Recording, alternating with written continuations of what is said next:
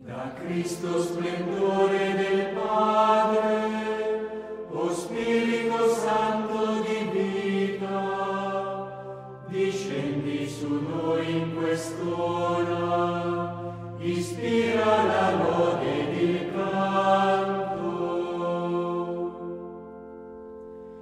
La mente si accordi alla voce, sia teso l'orecchio all'ascolto, il corpo ritrovi la pace, il cuore esprima la gioia.